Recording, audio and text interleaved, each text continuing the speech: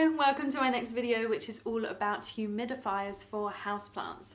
So I've been looking for a humidifier for my plants for quite a while now because we're coming to the end of growing season and I'm quite worried about a few of my plants going into winter. Being in the UK, this is a time when we put our central heating on, which makes the air really dry in our homes, and it's never been a problem before. I've had houseplants for about 4 years now, but now I've got a lot more that are very tropical plants and thrive more in tropical environments. When plants are in these tropical environments, they are often tropical climates because of the high humidity. So getting a humidifier for your houseplants just really helps to recreate that environment. There are so many different humidifiers that you can get, and you don't need to get one that's specific for houseplants. You can just get a standard humidifier. The one that I got is this one, which is the Vicks humidifier. I'm not sure the number.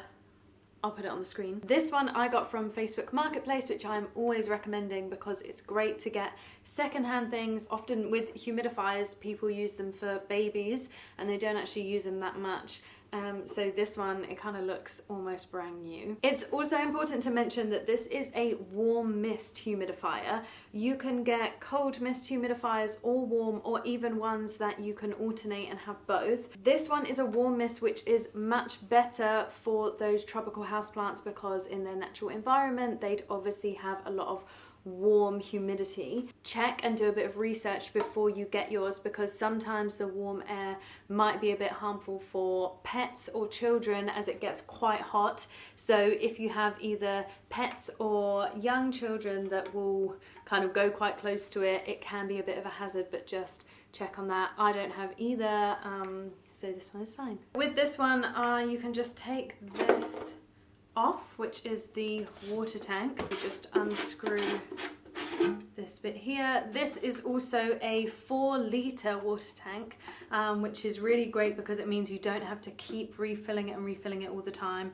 The 4 litres should last quite a while, so it's always good to get a big tank. This is obviously the base. This is that little pocket where you can put the little Vicks pad or like essential oil kind of pads, but I won't be needing that. Here you can see that that is where all of the air comes out, so it's got all of those filters and things in there. So I have filled it with water. I'm just going to put this on top.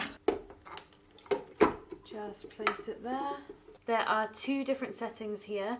There's kind of low steam and high steam, so depending on how much you want to raise the humidity, you can use either one. I have now just switched that on just to the lower setting. Obviously it's warm mist, as I mentioned, so it will take a bit of time for it to heat up.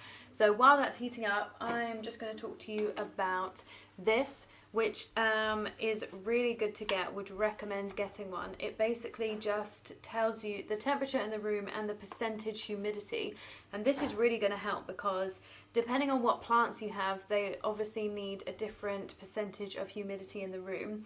But I know that generally when my room with all my plants goes down to less than 60% humidity, then I'll turn the humidifier on to bring that back up. As it gets into winter, then just had it started. Oh, it's starting to come out.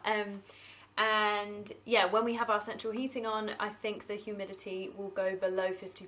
So that's when I'll need to put this on to ensure that I can try my best to replicate the environment that these plants have come from. The only frustrating thing with humidifiers is that they're not the nicest looking. A bit frustrating when you try so hard to make all of your plant environment look so nice too.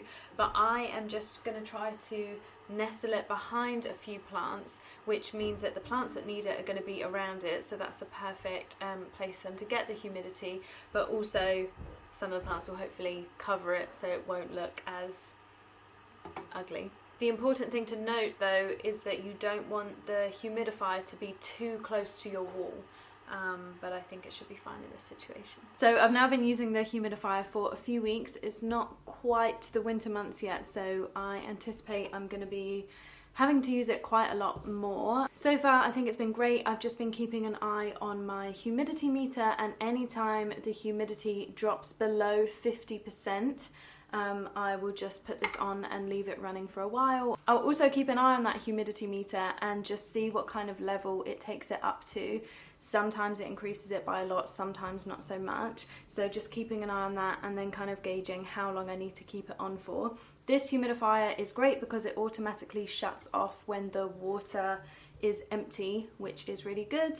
I keep it nestled between these plants because these are all the ones that need more humidity, and then also up on my shelves those plants are the ones that need humidity as well. So because the all of the steam comes out of the top and goes straight up, so that is also hitting those plants as well, which is really good. So just consider where you're going to put your humidifier, meaning that it can impact as many plants as possible because you don't want to get loads of humidifiers.